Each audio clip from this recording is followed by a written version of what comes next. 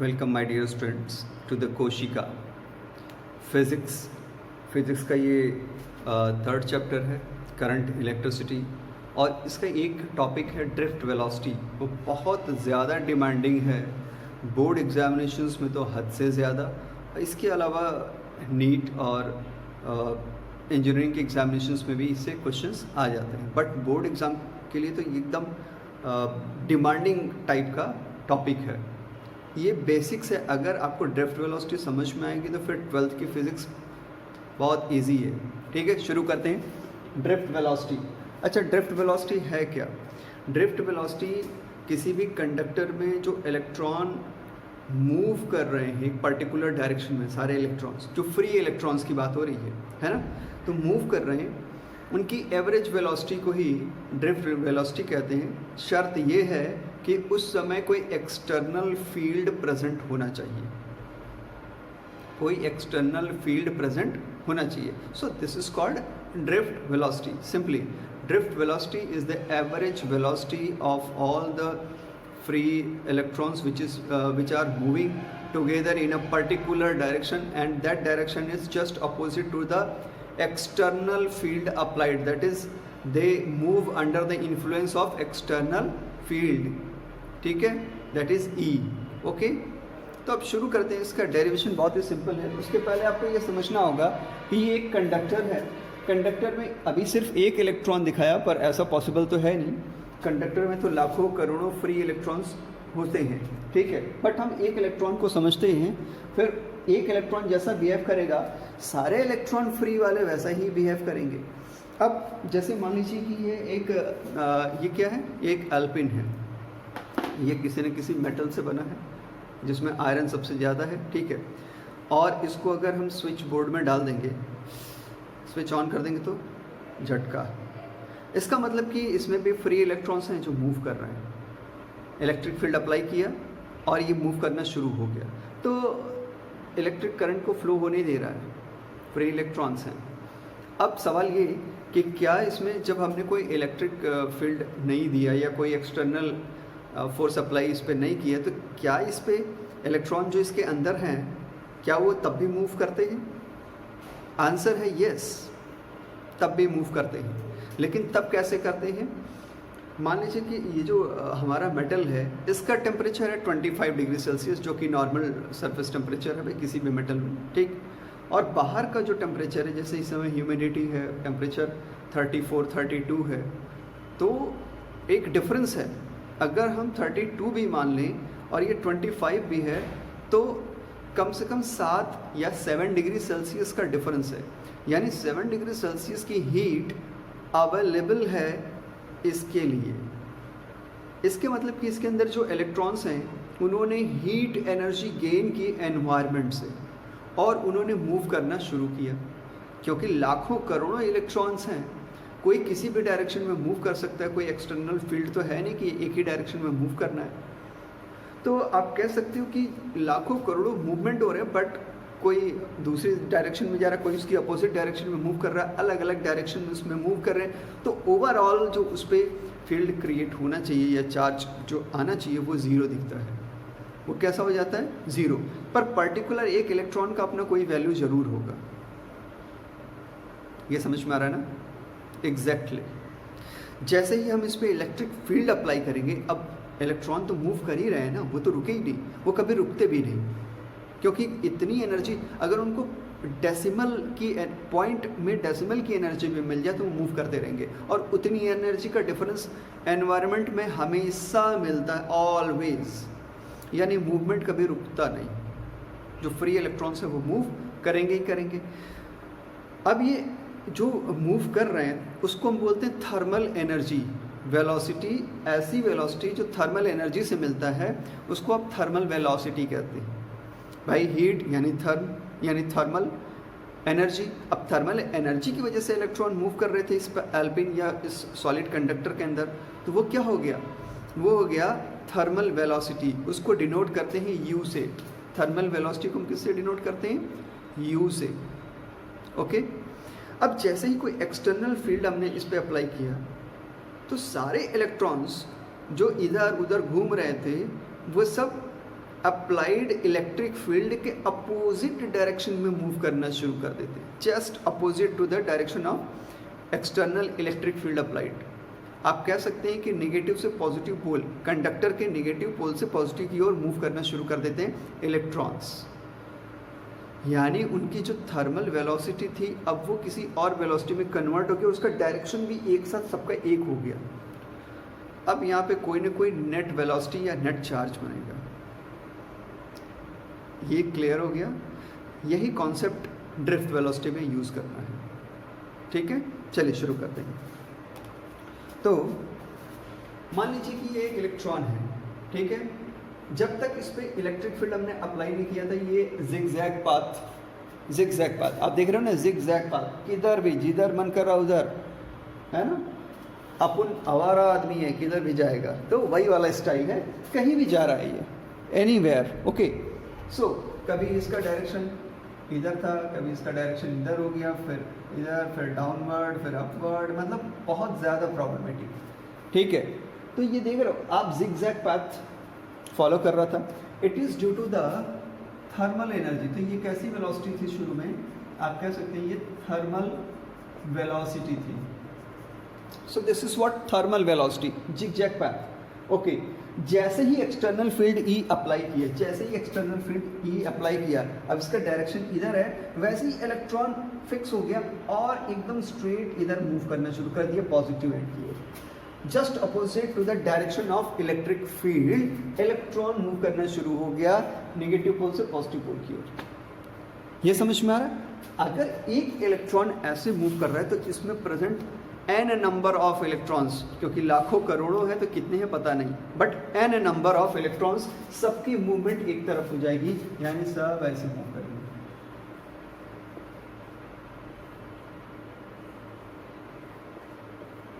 है ना, सबका डायरेक्शन इधर हो जाएगा। सो दिस इज व्हाट, अब इनकी जो एवरेज वेलोसिटी होगी, ये जो वेलोसिटी है इनकी, इनको क्या करेंगे, जोड़ के और n नंबर से डिवाइड कर दीजिए। भाई n नंबर ऑफ इलेक्ट्रॉन्स है तो टोटल वेलोसिटी को जोड़ के n से डिवाइड कर देंगे। ये जो वेलोसिटी आएगी उसी को आप बोलोगे ड्रिफ्ट वेलोसिटी। आसान है, ठीक है, समझते हैं। Okay, so if since the charge on electron is -e, okay, therefore the force experienced by this electron, हम एक इलेक्ट्रॉन की बात करते हैं, फिर उसको सभी इलेक्ट्रॉन पे अप्लाई कर देंगे।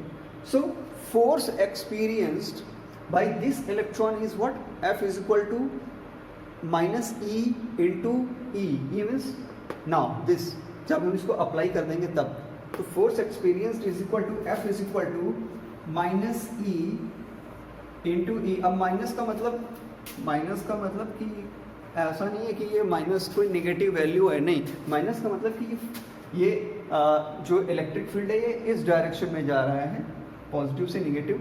तो क्या है कि इलेक्ट्रॉन्स इसके जस्ट अपोजिट आ रहे हैं, तो minus indicates the opposite direction of electrons.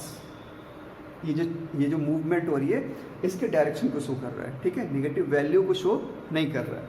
Exactly, and if m is the mass of an electron, therefore acceleration is equal to what, force upon mass। अब force, यहाँ से force की value को यहाँ पे आपने पुट कर दिया, ठीक है, therefore a is equal to -e into e upon m, equation number 2। now at any instant of time, at a particular instant of time, the velocity which is acquired by electron having already what, thermal velocity। अब भाई thermal velocity की वजह से तो zigzag movement हो रहा था ना, तो थर्मल वेलोसिटी है। अब थर्मल वेलोसिटी मान लीजिए u1 है, ठीक है, तो जैसे ही एक्सटर्नल फील्ड अप्लाई किया, अब ये थर्मल वेलोसिटी किस में कन्वर्ट हो जाएगा, एक पर्टिकुलर वेलोसिटी में, ठीक है, एक पर्टिकुलर वेलोसिटी में। वो वेलोसिटी है v1 is equal to u1 plus a tau, a into tau. अब यहाँ पे टाइम, ये टाउ का मतलब टाइम इलैप्स्ड, क्लियर है? तो इसी तरह से इफ देयर आर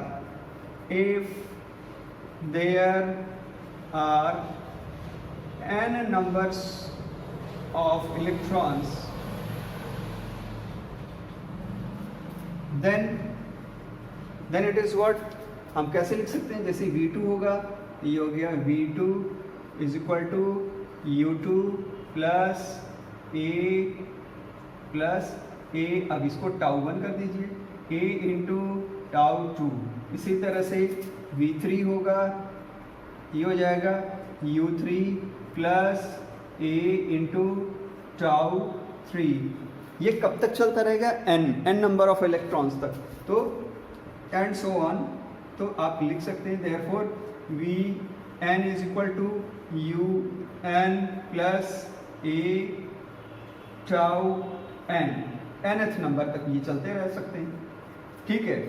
अब करना क्या आपको, drift velocity, therefore the drift velocity, okay, therefore the drift velocity is equal, तो इट इज व्हाट, दस Vd इज इक्वल टू, हम जानते हैं ना ड्रिफ्ट वेलोसिटी क्या है, एवरेज वेलोसिटी, ठीक है। तो V1 plus V2 up to Vn divided by n, this is equation number 5। अब करना क्या है कि इक्वेशन नंबर 4 की जितनी भी वैल्यूज़ हैं, है ना, V1, V2, V3, equation number 3 और 4 में जो भी वैल्यूज़ हमने लिखी हैं उसको यहाँ पर रख देना बस, ठीक है। तो now we have to put all the values of equation 3 and 4 in equation 5.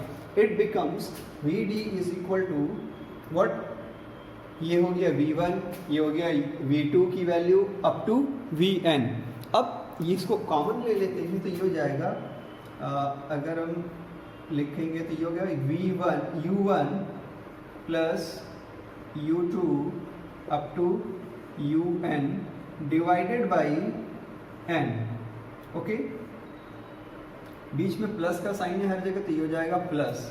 अब सब में a यानी एक्सेलरेशन कॉमन है, तो एक्सेलरेशन को आप कॉमन ले लीजिए, बचेगा क्या, बचेगा ये tau 1 plus tau 2 up to what, tau n, and it is divided by n। Now tau 1 plus tau 2 plus tau n divided by n is equal to tau. So you can say that 0 plus a into tau, है ना। Zero क्यों, क्योंकि ये initial velocities हैं, initial velocity 0 है, तो ये हो गया आपका 0, है ना। और ये हो गया a इंटू टाउ। अब यहाँ जो टाउ है ना, आप लिख सकते हैं since tau 1 plus tau 2 plus ये up to tau n divided by n is equal to tau, where tau is the average relaxation time, where tau is the average relaxation time, ठीक है। अब इस इक्वेशन में you can say that और Vd is equal to, ये हो गया a into tau, एक रिलेशन तो ये हो गया, ठीक है। अब इसी में a की वैल्यू इक्वेशन नंबर 2 जो हमने लिखा था उससे यहाँ पे वैल्यू पुट कर दीजिए, okay. So it becomes what, minus e into tau upon m. So this is the final expression, this equation, that is equation number 6, equation number 6, है ना। What, drift velocity is equal to minus e tau upon m. This is the final expression for the drift velocity, ठीक है। अब अगर drift speed की बात करें तो ड्रिफ्ट स्पीड को आप कैसे दिखा सकते हैं, drift speed, so this is the final, मैं एक बार यहाँ पे लिख देता हूँ, Vd drift velocity is equal to minus e tau upon m,